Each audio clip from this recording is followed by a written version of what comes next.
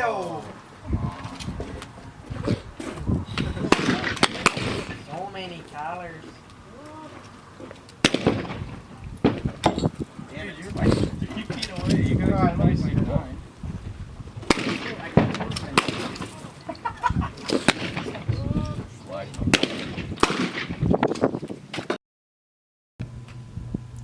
My name is Lonnie Eads. I'm currently director here at Boys Again Club. I've been shooting competitive skeet for 32 years. I shot for the Air Force skeet team for 6 years.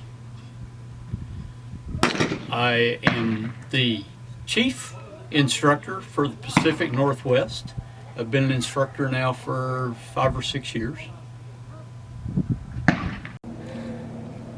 Skeet is a game that originated back in the 1800s as a method for hunters to improve skill. It has changed a little bit since then. Originally it was shot in a full circle, and today it's shot on a half circle with a skeet house or tower at either end of the field. One called a high house, where the target emerges 10 feet above the ground, and the other called a low house, where it emerges 3 feet above the ground. A round of skeet consists of 25 targets.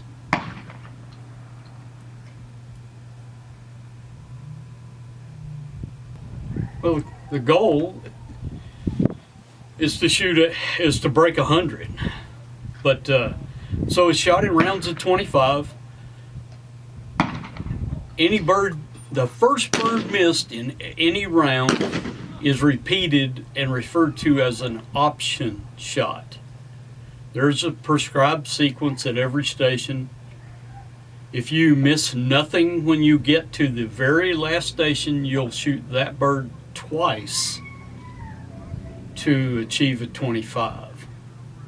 There are 5 or 6 different types of actions for shotguns, but in skeet, since we have doubles at certain positions, you must have a gun that will fire at least 2 shells without reloading.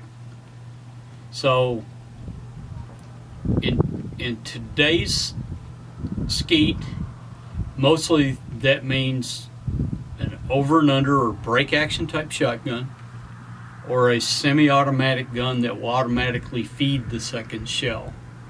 There are still some holdovers from years gone by where they shoot pump action shotguns, but it is one more step in the process, and it is not recommended for new shooters to learn on. However, they can learn to shoot the singles appropriately. So 99% of all shooters will shoot a break action gun or a semi-automatic. I was a terrible shot in the field, and I didn't think that was either fair to me or the birds that I was chasing. And as luck would have it, we had a skeet field on the air base I was stationed at, and I went out and met people and thought, well, this might work, and it did in fact work, but it became its own addiction. I liked the game and chose to enter into the competitive side of it. So back in 1987, I shot my first competitive target.